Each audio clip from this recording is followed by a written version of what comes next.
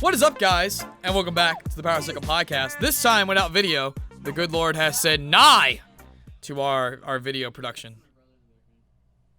Indeed, it's actually pretty exciting. This feels like we're actually I'm talking to a picture of you. I just have a little up on my screen. So I felt like that would help get me back in the mood. Whoa, what kind of mood? What are we talking about here? You know what I mean, dude. You know what I'm talking about, bro. Hot. Dude, you fucked me hard in that Mario Party game, I'll tell you that. Oh, dude, absolutely, yeah. If you have not checked that out yet, that'll be out. It's already out. It's already out. Yes, the first one's out. Yes, by the time this comes through. Yeah, so the first one came out Friday. This is coming out Monday. That's how days of the week work, Jack. Dude, don't get me started, man. Every day's the same day when you graduated college. And you oh, dude, yeah. I was talking to people at the networking event, and I was saying it was Tuesday. Today's Wednesday. Like, I have zero concept of time. So we weren't able to get together. Jack had a bunch of stuff come up on the day we were going to shoot. So, but, fear not. We will not leave you guys without the daily podcast. We are doing an audio-only podcast this week. So, yeah. Oh, jeez. As such, there probably might be those spaces of time where I stop talking before Jack responds because lag. Yeah, just a little bit. just a wee bit. That's a tad. But and we're also at this point hopefully having you. Did you buy PUBG yet? Did you do that? I thought it's on sale now. I thought you meant it was on tomorrow. No, it's on sale. We're streaming tomorrow. Oh, okay. I know. You know the summer sale starts tomorrow, right? Oh, I think PUBG's already on sale though. Oh, it is. Yeah, it's right here. It is. But I was saying it is. I think Butts was saying the summer sale starts tomorrow. Oh yeah, probably, but it won't go cheaper. That'd be pretty wild. It comes out for $2 or something. So speaking of battle royales, battle royale on Switch, and more importantly, Nintendo is freaking killing it right now.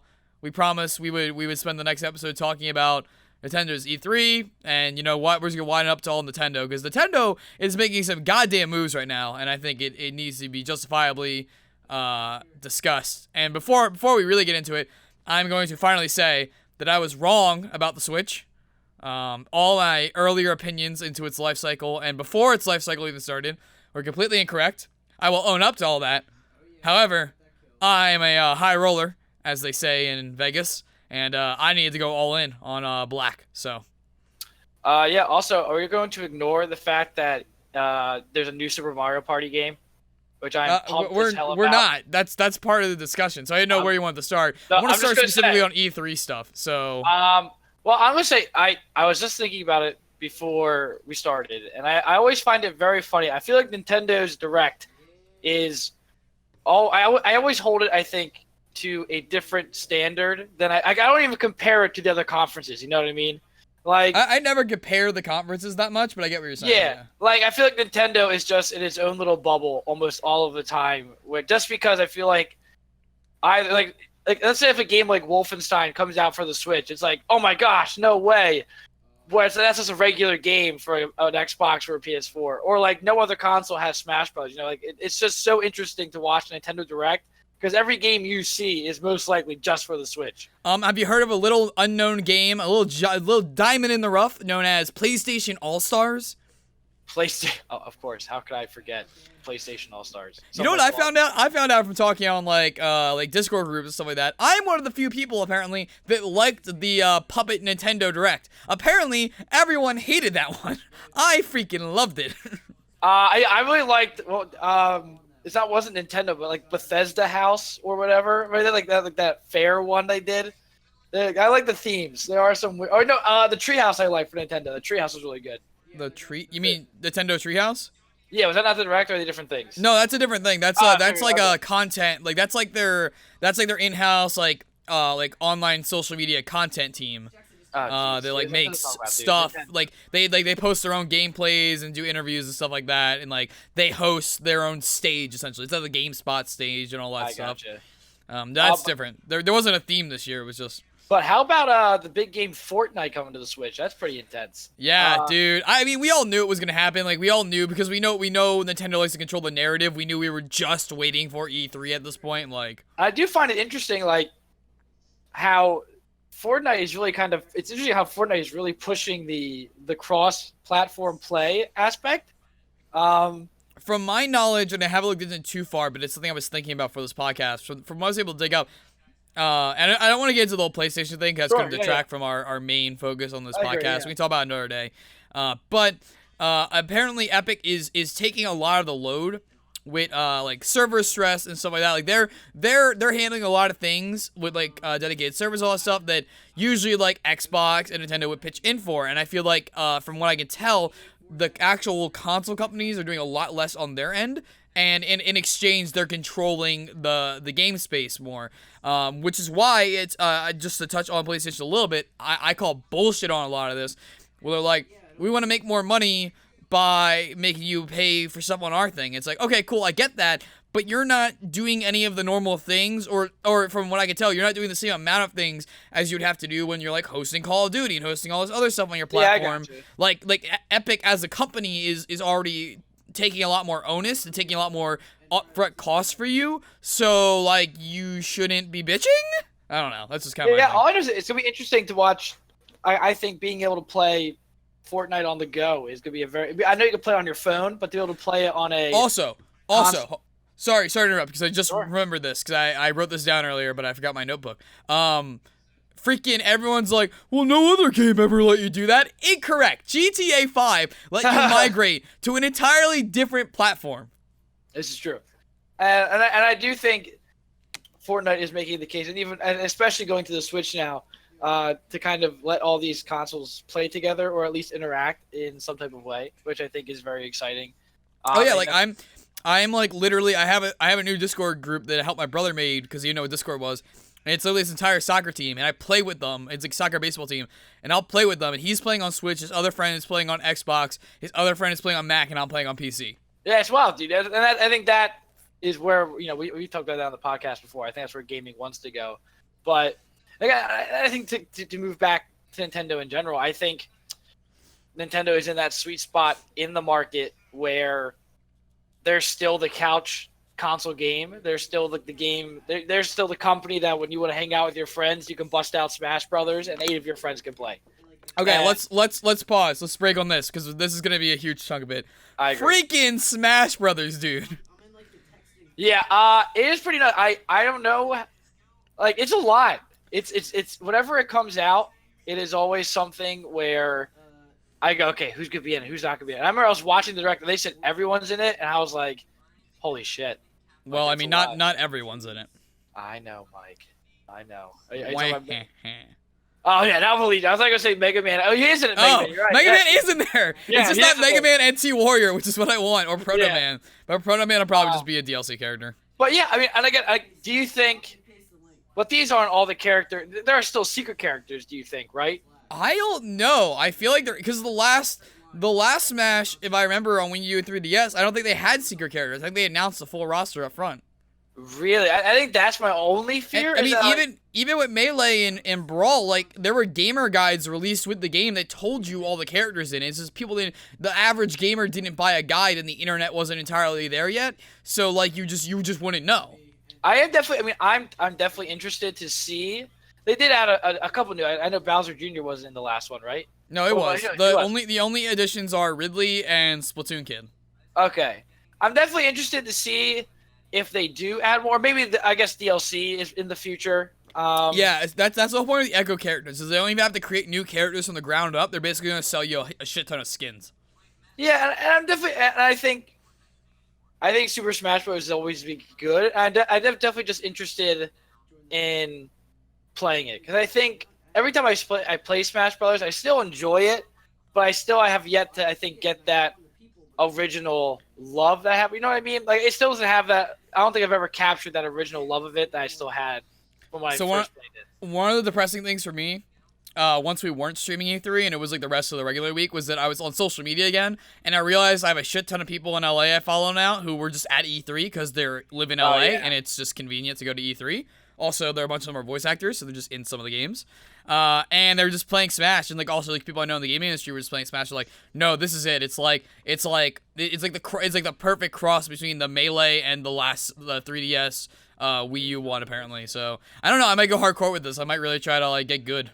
Dude, there you go. I think it is exciting, and again, I think it is that I think Smash will always be that game where you go, oh shit, like it's the game you bust out when you have friends there. You know what I mean? Like that's always like a game that you can bring out whoever is over. Be it they've never played a video game, be it they play it all the time. Like anyone can get something out of it, and I think that's the really niche market that Nintendo has been in.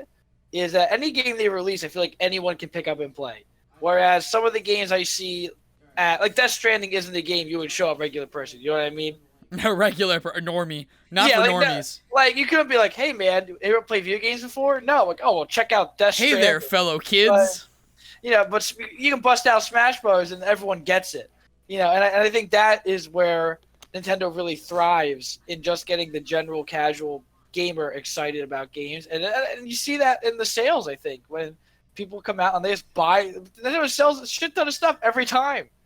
I also want to point out that you were like, I don't think of the Direct as a conference and stuff like that. But dude, the guy who makes Smash went full fucking Todd Howard in that video. Oh yeah, I was watching it and he was just completely explaining everything, and I was like, I think it showed, like some of the move sets from Mario or something. You know what I mean? Like it was, they showed literally every micro adjustment on the character. That's what I'm saying. Yeah, but I was like watching the Mario. I'm like, oh, that's cute. Like they're gonna show like the micro adjustments on like 5 of the characters, and I was saying that like 5-6 minutes later, I was like, oh my god, are they really doing this for every? But you were still watching. Like you forgot. You're like, oh my god, wait, it's been like 6 minutes. But I love it. It would be like the most minuscule change, but you sit there and you go like, but I think what's funny is like, it's a small change, but that small change affects, interactions with 67 characters. You know what I mean? Yeah. Like, I mean, he's also the guy. He's the guy who made Melee. He's made every single Smash game. He's been the director. I definitely think I'm excited to see what they do with it. I'm excited to see because I was reading some articles about there's like a story mode in this one, like the. Wait, is there? No. I think someone was saying I might have been a different article I read. They said they were never doing story mode again because that's what I'm saying. Yeah, because they didn't like that all the cutscenes were just put on YouTube, and they were like, it ruins the artistic vision. It's like, it's not a goddamn film. Also, it was really cool, so do it again. The story? Yeah. Oh, I thoroughly enjoyed it. I Subspace Emissary was great. Yeah. Also, a moment of silence for my man Snake, who has butt just nerfed. Oh, R.I.P. dude. Oh, turns off my phone. What an idiot. I'm trying to see if there is some people. All I'm saying is I'm seeing posts of like evidence of story mode. Do you think there's a story mode? So definitely not confirmed. But I did enjoy, Subspace Emissary a lot. I think that was very fun. Definitely a very goofy aspect of the game.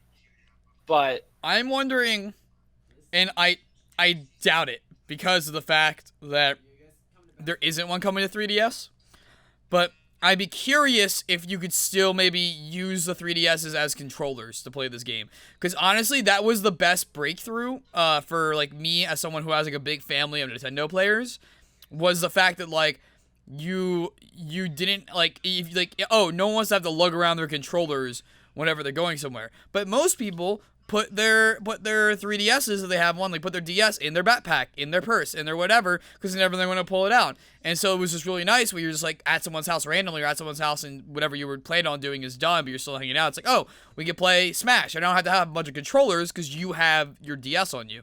So, I don't know. I feel like they won't also because of the Joy-Cons, because every Switch technically has 2 controllers now. And of course, they're going to let you adapt your GameCube controllers, which is I agree. freaking awesome.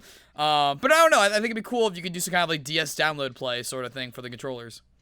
That'd definitely be nice. And I've never really gotten the vibe from Nintendo that there's someone who kind of just abandoned something too quickly. I mean, but it very well they're could. definitely slow rolling out the 3DS. They're still releasing freaking games for it. So yeah, but I think the Switch might be like a one-all. It's mobile, it's console. It's definitely their future plan. Yeah. Also, so speaking of that, like this, a lot of people talking about with Smash Ultimate. It's like, oh, it's Smash Ultimate. Like, what's that mean? I think especially when you look at how Nintendo's actually embracing a lot of like, it's weird with Nintendo. They're either like on the forefront. They're either on the forefront for some things, or they're like all the way like 20 steps behind. So I like, totally agree. Yeah. we're paying for online, and the voice chat's in our freaking phone app. Yeah. But at the same time, what they're doing with DLC and stuff like that is really great. And so I think a lot of people are thinking this game is going to have like a 5-year life cycle. They're going to keep releasing maps and characters and stuff like that, like for like literally the whole generation. That'd definitely be interesting, especially when I don't think Smash is like a Call of Duty or a Battlefield where you can like spice it up enough. Smash is like Smash, so like it's a very core concept, and it's not meant to get too complicated. So I think I'd rather have a game where they just add character after character after character, kind of like a Rainbow Six Siege aspect. And that's great too, because they'll keep making micro adjustments to characters for competitive play too. Which is like one of the always biggest like annoyances from competitive Smash players. If you think about it, we're still playing Melee too, so if they just updated Melee for the past 10 years, you know what I mean? Like we'd still be playing it probably. So I wouldn't have any issue with that. But another big game that I almost forgot was even there, I don't know how I could forget, but flipping Pokemon, dude. How are you feeling? What it wasn't even like there though. Like they didn't show anything new. That's what I'm saying. Like Pokemon. I'm not getting this game. I'm not getting this game. Yeah, and I'm not salty these aren't about the core ones. They said these aren't the core ones they're doing. Right. This is a new series of like beginner games, which is why I'm not gonna get it. Like I would have totally just bought the game if you said, "Hey, there's a toggle function. You can toggle off and on traditional play. By default, traditional play is off. Pokemon Go style play is on." But they're like, "No, it's only Pokemon Go style play." You get XP for catching Pokemon. It's like, what? No, there's candies involved now. Apparently, it's a whole thing. Like, and I'm not saying it's bad. It's just not what I want. It's not what I want to do. And it sucks because I think a lot of things they're doing with it are really cool. The 2-player system is awesome, which is also why I don't feel about getting the game, because my brother or some of my friends will get the game and I'll just play 2-player with them. It's fine. But yeah, I don't know. I'm not getting the game, which sucks because I wanted to be Team Eevee and get my freaking Umbreon from the beginning and. You know. I am intrigued as to why. I wonder do you think this is to replace Pokemon? I guess they are combining. No. So there was an interview with Game Freak. I forget who. If it was the director of this game or the head of Game Freak in general. I think it was one of the producers, who's like one of the execs of Game Freak. But basically, they want to essentially start 2 lines of Pokemon games. The Go series, which is not going to be its own thing. So it's like Pokemon Let's Go is going to be like its own set of games. And there's gonna be traditional Pokemon. And Pokemon Let's Go is like remember we were discussing Dragon Quest when it was on for Square Enix? Yeah, it's like you said, it's like the tutorial kind of game. Yeah, it's like the beginner's RPG like for in Japan. It's Dragon Quest, like the kids RPG. This is the entry level Pokemon game now. Even though I would argue a lot of games like I stopped playing Pokemon for a while. Like I got like Pokemon White and then didn't. I got like 3 badges. I'm like, I don't really want to play this game. And I didn't play again until I got Omega Ruby. I mean, that was like 2 years into its life cycle. And I was like, holy shit, this game's a lot more easy. Like, I remember like playing in the car and like I got like past like the 4th gym. And then it's like this cool side quest thing where it's like, we gotta go help Latios. And then all of a sudden it's like, oh, Latios likes you. I guess you're keeping Latios. It's like, you got a Latios. And I literally yelled in the car. I'm like, what? It just gave me. I was just like, just so confused. I was not like mad, but I was just like, what is this game?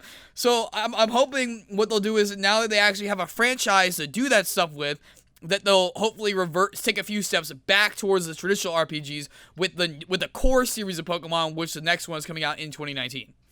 Yeah, I agree. Cause I know with me, like I like the. I think when you played the older Pokemon games, there was that aspect of like you beat it, and it's like, okay, yeah, all of us can beat it. But then you gotta keep playing it to find all that weird stuff. Like I remember like someone coming up to me like, "Did you find Reggie Rock and Reggie Ice and shit?" I'm like, "What?" I liked it back in the day. What do you mean? Like there are these legendary Pokemon. I'm like, I got it. I got Kyogre. Like, no, there's more. Like, you would just find out through the internet if you didn't buy the game guide. And like, yeah, you didn't know they were there. Yeah, and they still have that stuff, but now they just like flat out like just an NPC will immediately come up to you and tell you about it and just like put you on there. But like I like that you had to find it. Like for me, the pinnacle of the entire Pokemon series is Platinum.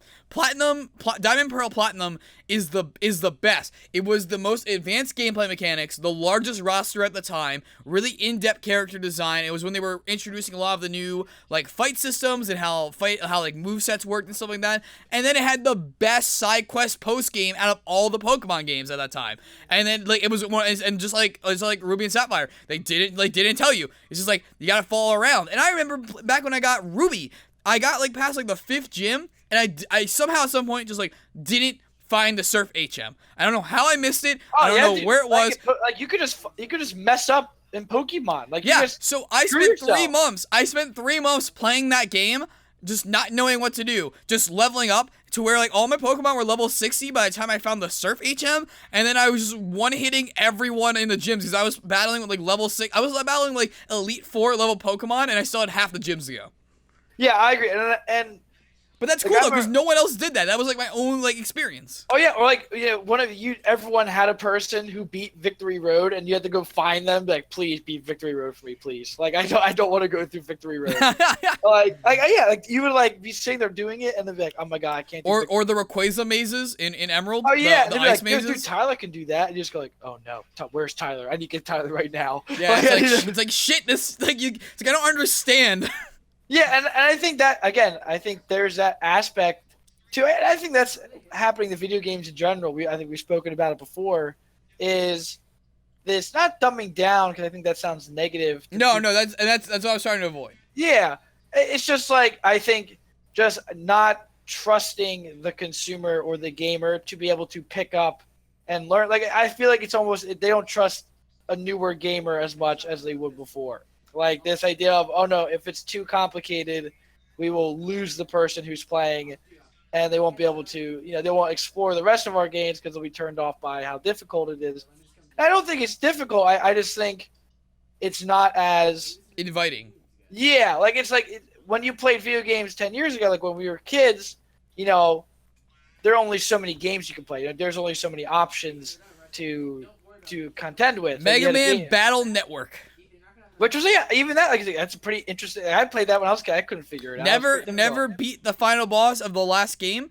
Got to go back and do it. It's on my to-do list. There you go. But again, and I think I also agree. I think the next Pokemon game, I don't want just like a Pokemon game. I would like a little bit of like strategy or just depth to it that I think they've kind of lost over the years. I'm not great that I haven't played them, since. No, there's definitely been this weird tonal. I didn't play Black or White. I hear a lot of people think Black and White. If they don't think Platinum's the best game in the series, like when it comes to gameplay, not like nostalgia, then they say it's like Black White. I never played full through it because I got really bored. It was just a point in my life where I'm like, I'm not really into playing DS or playing like Pokemon right now. But yeah, I don't know. For me, Platinum, and that's why every year, like everyone's like remake Platinum. It's like it's the best. But now I'm worried that when they remake Platinum, they're gonna make it like Omega Ruby and Alpha Sapphire, and it's gonna lose that level. Well, do you think there is that same culture? Like I don't like not that Pokemon isn't popular, but I know like when Ruby and Sapphire came out, and even Diamond and Pearl, it was like, okay, Pokemon's out. Game on, everyone go. Everyone went and bought it. Everyone was playing it at the same time. I remember sitting in the room, and I remember when the newer ones have come out. And again, maybe it's because of my college and just not in the same environment as the high school or middle school. Where everyone's kind of in the same room all the time, but it's not as big of a deal. Like I'm like with fire. Like when I was a kid, it was a big deal when a Pokemon game came out. And now it's kind of like, okay, a Pokemon's coming out. Like, am I wrong in that, or is it just me? I don't think you're incorrect completely. I think part of it definitely is our environment. Yes, I agree. But at the same time, like, I don't know. I think it's skewed. It's skewed by like based Pokemon on our environment. Go, like when Pokemon Go came out, like everyone played it. Like I thought World Peace is about to occur. Yeah. Like I was convinced that we thought that was gonna be a piece on the Korean Peninsula. Trump's gonna gonna go over there, catch some Pokemon. Kim's just gonna cross the border into South Korea, accidentally looking for an Ekans. Yeah, like that was the closest I got to like actual Pokemon, because like I remember walking into like pizza shops to get food, and like the workers are like, "Are you playing Pokemon Go?" Like we're playing Pokemon. Like everyone was playing Pokemon Go. And like or like you were walking down the street and you bumped into someone playing Pokemon Go. And I think that's like the difference, like that's like that to me was like the closest I got to being like a big Pokemon fan again. But it's interesting. It's not because I think Pokemon is definitely still culturally relevant, but I would argue one of the things is the fact that, and there's a whole another discussion topic, but I think kids are either I want to say this two ways because I haven't really. This is something I want to talk about, not on this podcast, on like Mic Check probably. It's either kids are maturing faster based on the environment we are putting them in now, or we are just allowing kids to experience more mature content at a faster rate than ever. I agree and so they're kind of like by the time they would like get into Pokemon, they're playing like Fortnite now, which is like more engaging like neuron wise, and so they're just like they're skipping past it essentially. Whereas before, you know, like I said, there was less games. Games were more expensive in general. Your access to game, because there was less games and gaming wasn't as huge, was more restricted by your parents. Yeah, so, and like I know my parents wouldn't buy me a Call of Duty game. Like this is a reality of like, the world. Oh, dude. Ah, man, I can tell you stories about the floodgates of every level of video games for me as a kid. Yeah, and I think that is part of it in a sense, and I think you see it in general in E3, and not to go too much on a tangent, but definitely, a lot more mature video games are being made. Like I'm seeing a lot more N games than I was seeing before, like M-rated games rather than T or E than I was before. But I would also argue though that with E3 there's the skew of the fact that it's a lot more, because it's like a business conference and stuff like that. Like it's a lot more older people there. I agree. And yeah, so like it's because like I found out Nintendo has like way more games coming out than what they showed in the Direct, like more than I even figured. Like because also they showed in Treehouse and stuff on the side. So I think E3 is just like that platform. Like I don't think of E3, like I didn't watch E3 until I was playing like Call of Duty and stuff like that. Like I never had a reason to watch E3 before that. Like I just knew it was a thing that existed. You know, I read like things in Game Informer about games that were announced, but it wasn't like I was like, oh, I'm gonna go figure out what game I'm gonna play on Nintendo next. Like, no, I'll know. Yeah, G4 definitely got me really into it. So yeah, we gotta reboot G4, G5. The RIP G4, RIP dude. Breaks my heart every time I think about it. But what was the biggest surprise from Nintendo for you? If there was one. I don't know. I feel like Nintendo very rarely surprises me, not like in a bad way, but I think they are just very. I think a lot of people just know. Oh wait, no, dude. Does Star Fox count in that one game as Nintendo? Yeah, I'm counting it. That blew my goddamn mind. I remember saying last week, like, I'm buying this game now. Like, yeah, that was I was already sort of buying this game. Now I'm freaking buying this game. They were like, okay, everyone, we have this cool spaceship flying game and a new character you all like. And I'm like, okay, who could this possibly be? Like spaceships. I'm like, okay, Skywalker, Star Wars, Star Fox. I'm like, who asked for that? Like, who said? Like, again, we talked about on this live stream. Like, someone's just like some guy named Randy's in the corner. Like, who we put in the game? Star Fox. Okay, great, perfect. You know? Do it. Miyamoto's already out there. Just do it right now. Render the cutscene. Yeah, they gave him the ship, and he's like, "What am I doing with it?" Yeah, he's like, I swear he did not know that was gonna happen. Yeah, he's like, okay, thanks. Well, I was just kind of contractually obligated to be here. Thank you. No, but like, and also on the Switch version, the base copy of the game comes with Star Fox. It doesn't just come with the regular base ship, it also comes with the A-Wing and Star Fox. And there is additional missions, I think, on the Switch only. There's a prequel, like, storyline to explain how Star Fox got to this galaxy. Oh, I love that. They have a whole story going on. That's interesting. I know, like, Mario Rabbids DLC, that's fun. I like that a lot. I think Mario Rabbids is a game that deserves a lot of love because it's so interesting. So, I really like that. Let's see if it's I'm looking through the list of stuff to see if there anything is that I missed. I don't think there's anything that too jumped out at me. For me, it was the Fire Emblem game. Yes, I know. I wasn't sure if you were a Fire Emblem guy.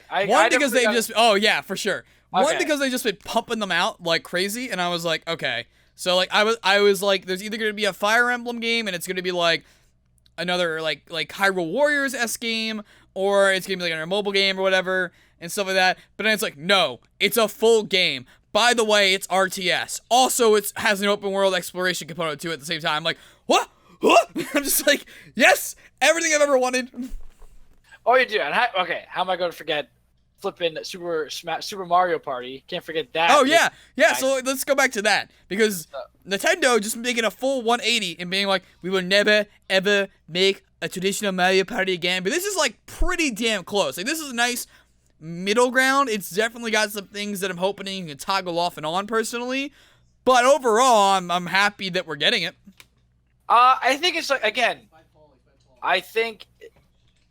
because remember you were saying how they don't like people just sitting around watching and stuff like that. But it has like components still.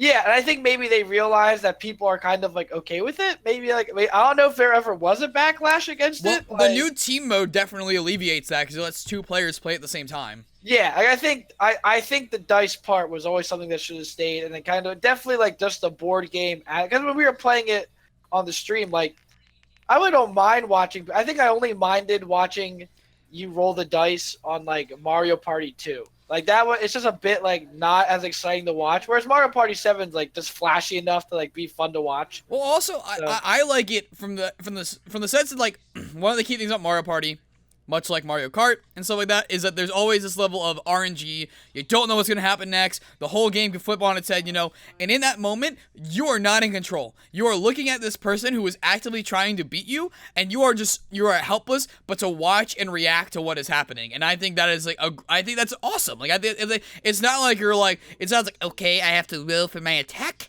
and now I have to roll the D6 honestly, for damage. No, it's like, roll the die, okay, use this item. Oh no, I landed on Bowser, what's going to happen now? Like, that's what's happening. I think it captures what makes board games kind of fun is like the randomness of a board game kind of makes it exciting, like Monopoly or Candyland, and like those are fun games because you can get really really good at it and there's skill involved, but at some point something happens and just throws down a whack, and I think that's what is fun about Mario Party is it captures that sense of like we're playing the mini games, everything's on track, something pops up, everyone switches stars, and you just go, "Oh my god, what?" Like chance time. And I think that is the fun of it because there's a reason why people think of Mario Party as like a friendship ruiner. There's a people like Risk, like those are friendship ruiners because they get so intense, and there is that little bit of RNG that kind of like throws that all out of the place. And I think I am excited. I definitely want to see more of it. And people were even saying like Mario Tennis was really good. So, like, I will say right now, there has not been a full roster announced for this game. If Waluigi is not in it, I will riot. Oh well, dude, yeah, absolutely. Well, yeah, someone posted like a Tumblr post. It was like, what if Waluigi has his own group of friends and they're just like really normal and like go to the library? I sent you that. Was that you? I remember someone sent me that. I was like, someone sent me that. It was one of the funniest things I've ever read. It was great. I love the mild world of Waluigi. Yeah, do you want to go out to the adventure? Nah, man, I'm just going to go to the coffee shop today, read a book. Let me know when you're going to go go-karting, though. Yeah, which is funny. So I definitely think, and I think, again, Nintendo does that very well, which is like all these, again, it's kind of like, I think Nintendo is the closest you get to kind of, I don't want to say not like being young again, but like definitely being like, oh, Smash Bros. I'm gonna play that with my friends. Like, oh, Mario Party, I'm gonna play that with my friends. Like, kind of like stuff you're not gonna do by yourself. Well, it comes back to the double-edged sword that like we hate Nintendo is that they're very controlling, like especially like for example with content and like content online when it comes to like monetization and stuff like that. But that's because they take very good care and very good control of their IP, and it's like Disney because like yes, it sucks that Mickey Mouse isn't in public domain yet when it should be. But you know what? At the same time, it makes it so their clamp is so tight that all that shit always turns out on point because they're just taking care of business. Like it is like if you think about it in reality, it is pretty fascinating that Mario is like still as strong of a brand as it is. They use him to introduce the next location of the Olympics. Yeah, like it's crazy just to think about like how prominent he is, and he's not even just prominent, but like somehow he is still like in iconic. Good culture. Yeah, like he's in good standing. Like Mickey Mouse is in good standing. Like he's like Mickey Mouse level, which is crazy to think about because I don't think I don't think even Sony and Microsoft like they have big flagships, but Mario do. Like Mario, everyone knows Mario, like everyone, and Pikachu, everyone knows Pikachu. Like and I think Nintendo is just really good at creating these iconic, absolutely iconic people. And again, I think that's why they're successful. Is like any game they pump out. Like if you could just put Star Fox in the game and people lose their shit, like that's a good sign of your characters and your brand. Well, like Star Fox is also another special occasion because of the fact that there hasn't been like a real new Star Fox game. So this is like kind of that. But think about that, but think about like Nintendo in general, like. They can still bust out like Oh no, I'm not disagreeing with you. I'm just saying there's a caveat to that. But like, like think about it. Could you imagine ever saying like, "Oh wow, dude, it's been 2 years. Like it's been 10 years since the last Call of Duty game. I really miss Call of Duty." Like only Nintendo can like bust out these characters. Hey, like, Modern Warfare 3 backwards compatible. Oh yes, thank goodness. Hey, I'm gonna play it probably. But it's just interesting, and I think that's why I like watching Nintendo. I think Nintendo is very passionate, and I think again, like you said, they're controlling, but at the same time, it's not like they're controlling and bad with it. They're controlling, and they're very, very good at. I think I think Breath of the Wild is a good example from last year of like just how they still are able to make such good games, like just such good and exciting games that get people riled up, and I think. To Nintendo's credit, the games are interesting. I think remember ARMS, like what an interesting concept ARMS was. Like what a fun. Yeah, even though it flopped, it's like you. Yeah. So have you ever heard of the Red Sea mentality that they use over at Nintendo?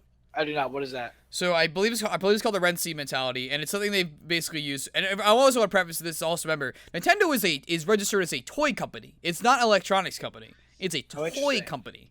It's not a video game company. It's a toy company. Which is like the only one that's like still does that. Like back in the day, a lot of people were toy companies. They would put like the consoles in toy sections because there wasn't like electronic sections for kids. But yeah. But anyway, so I forget who it was. It was a founder of Nintendo, or if it was Miyamoto, or whoever came up with it. But there's a mentality over at Nintendo called the Red Sea mentality. And it's everyone is off in the blue sea. Everyone is in the regular sea chasing down the whales and stuff like that, right? And it's like we're not going to make money by racing against these other ships for the same resources. We are going to chart our own path in these red waters that no one's in, and we're going to do our own thing. So that's how we got the Wii. That's how we also got the Wii U, but the Wii U is kind of how we ended up at the Switch, which is so it's always about chasing. It's not about like we talked about this year how surprisingly, and hopefully it will stay that way for the most part, there wasn't a shit ton of people just walking on stage and being like, Battle Royale! Which is great. And like Nintendo, for example, would never do that. They wouldn't see everyone making Battle Royales and being like, we need to make our own Battle Royale. They'd be like, no. What are they not making? And they would do that. Yeah, I think it is funny to think about how like every Nintendo console is so flippin' strange compared to like whatever is going on. Like the Wii, I remember a good example of like, not only did I buy the Wii, everyone bought the Wii. Everyone on the planet bought it. Every doctor's, dentist office in the planet People bought who a were Wii. born before video games were invented own the Wii.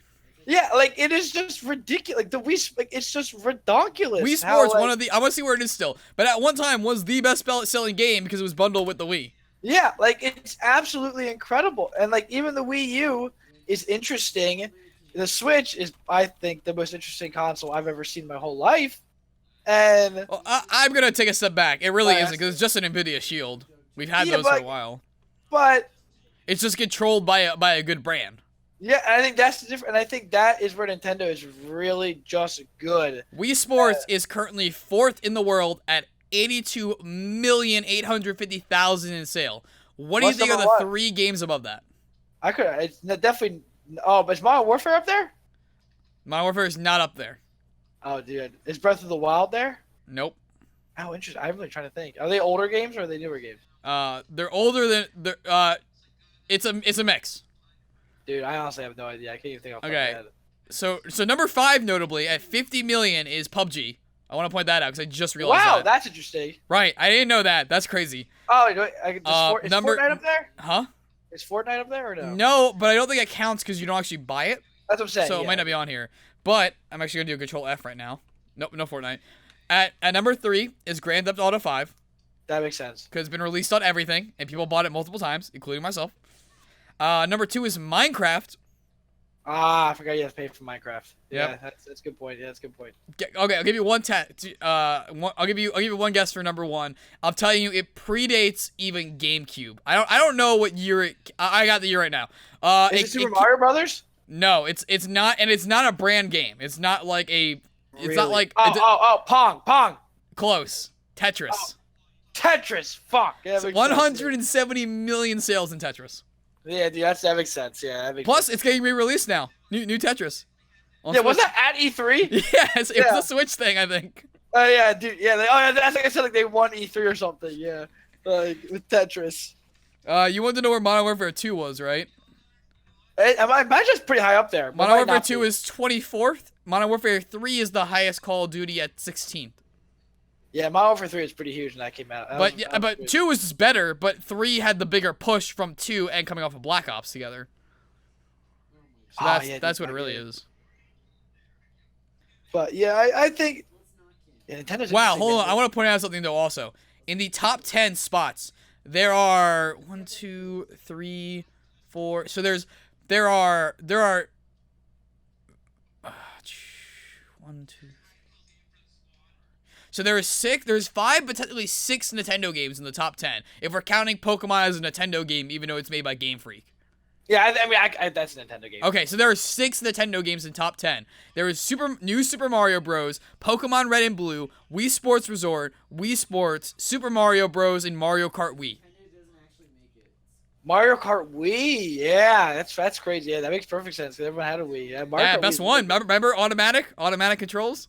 Dude, and they had the steering wheel too. That's pretty. The Wii was pretty cool. The Wii had some pretty crappy games on it. But, like, that's awesome. I don't think that we had crappy games. I think it just had a huge influx of games, and so like I of remember like the whole around. like Wii shovelware like epidemic of like every Target had like 85 Wii games and like none of them were good. Well, also because like there wasn't a place to put indie games yet, so like yeah, it wasn't even that they weren't good. It's like these are indie games. These shouldn't be $60 games, like But they have to be sent through Target and stuff like that, so you have to make it higher because you're taking on more cost. Well, the perk of the Wii was the games are only $40. You're right. My bad. But still, $40 for a game you should be paying $10 or $20 for? Like, no. Agreed. Yeah, I agree. I remember buying some of those games at like $5 below years later just because I was bored. I bought Ninja Bread Man. It was one of the worst games I've ever played in my whole life. I remember this was a Wii game, but I bought Dark Zones, whatever. It was just a space the White House game. one or whatever. Yeah. Oh, no. Which one? There was that White House one where you're like not White House. What's it called? The Conduit, and it's like a really bad FPS. I don't know what that is. It was on the Wii. It was like the big Wii. It was like the Halo killer for the Wii. All it did was just kill the Wii console. But little did they know the Halo was inside the Wii the whole time. Yeah, there's like. I remember playing Modern Warfare, World at War on the Wii. Oh, I'm so sorry. That was my first Call of Duty I owned. Was my cousin gave me his copy of Modern Warfare on the Wii. No, it was great because we didn't use the gun attachment, which was terrible. We actually had a rifle attachment from a big game hunt game, and playing with that was freaking awesome. It was just me and my boy John just getting on freaking Skype after school because there's no chat in Wii, True. and just playing World at War, which is arguably one of the best Call of Duty games.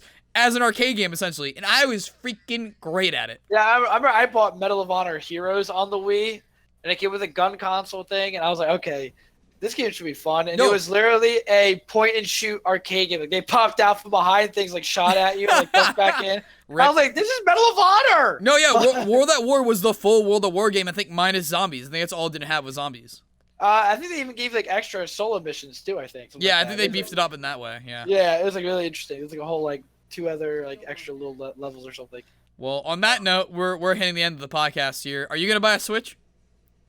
Yes. So I'm definitely on the like adult money. Jack gets the Switch. Absolutely. Like when I get a real job, yeah, I'm buying a Switch so fast. I know exactly what's gonna happen. So I'm gonna buy a Switch probably within like a month's time or whatever, and then immediately the next Nintendo Direct's gonna announce Switch XL. I'm gonna like hate myself. Oh yeah, and you're gonna lose it, dude. Just like. I'm gonna flip all the tables. Speaking of which, someone said that to me the other day. They're like, I'm gonna flip a table, and I thought to myself, when has anyone ever actually seen someone flip a table outside of a movie or WWE? No, I feel like flipping a table it's almost like too much effort to do. I'm gonna Google this right now. Keep talking. I'm gonna Google this right now, see if I can figure out where that came from. No, it's from the Magic guy. You ever see that video? It's the guy playing Magic. I feel like it's older than that. Yeah, I've seen the Boogie video, but I think it's just a like something that people do in movies. Like it's definitely a movie thing. I think absolutely. That's a nice little tangent for us to go on. I don't know. Can't seem to figure it out. Well, we'll bring it back, Mike. We'll start flipping tables. We get mad. we'll bring it back when I go to SCG Baltimore with Mark. I'll flip all the tables. Bang! There you go, dude. I'll flip all of them, dude. No one will care. They might care a little bit. Well, guys, you can find us on Twitter and Instagram. Find me at the Mighty Mike. You can find me at the Red Baron. Make sure to follow us on Facebook at Your Entertainment Network Team. Also, we're on Instagram now. We're trying out that. Everything on Instagram is literally the same stuff you're finding on YouTube. We're just seeing how that platform is working out. Now they're doing long-form video. But if you want to follow us there, it's Your Entertainment Network. All one thing. Find us on Instagram. It's the same logo, you know. But yeah, I guess it's time to just power down. Mike! What? We're on iTunes now. Oh yeah, we're on Google Play and iTunes and all that stuff, which is good for this episode. Listen to us in pure audio form. You're right, but we make the video for a reason. It's because we That's are true. very handsome, and Yes. our moms think we're gorgeous. Absolutely. The shout out to my mom. Okay, now can we power down? Absolutely. All right, it's time. Power down.